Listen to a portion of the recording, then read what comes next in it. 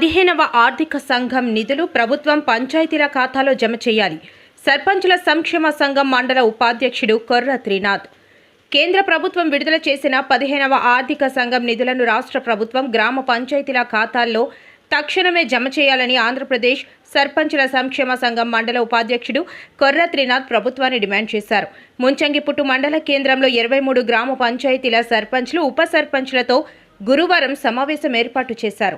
ఈ సందర్భంగా త్రినాథ్ మాట్లాడుతూ కేంద్ర ప్రభుత్వం 2 విడతలుగా 15వ ఆర్థిక సంఘం నిధులను రాష్ట్ర ప్రభుత్వానికి సుమారు 958 కోట్ల రూపాయలు స్థానిక సంస్థల కోసం విడుదల చేసిందన్నారు.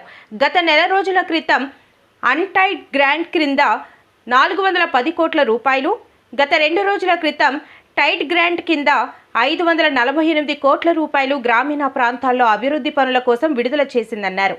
ఈ నిధులను రాష్ట్ర ప్రభుత్వం వెంటనే గ్రామ పంచాయతీల ఖాతాల్లో జమ చేసి గ్రామాల్లో త్రాగునీరు, డ్రైనేజీ, సీసీ రోడ్లు, పారిశుద్ధ్యం, వీధి దీపాలు ఏర్పాటు తదితర అభివృద్ధి పనుల కోసం రాష్ట్ర ప్రభుత్వం కృషి చేయాలని కోరారు.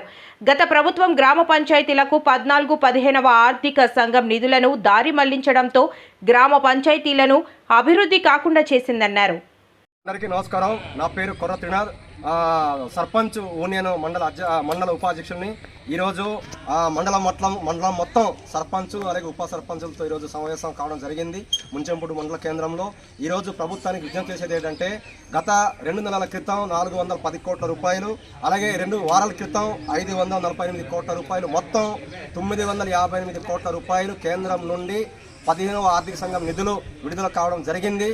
ఏదైతే ఈ కూటమి ప్రభుత్వం అలాగే ప్రభుత్వ నాయకులు ఈరోజు ఎవరైతే ఉన్నారో, ముఖ్యంగా పంచాయతీరాజ్ మినిస్టర్ గారు పవన్ కళ్యాణ్ గారు ఉన్నారు.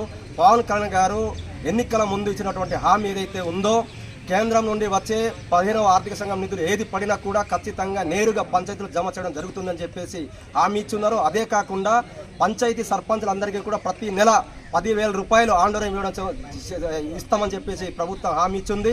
ఆ హామీ ఈ రోజు వరకు కూడా అమలు చేయలేదు.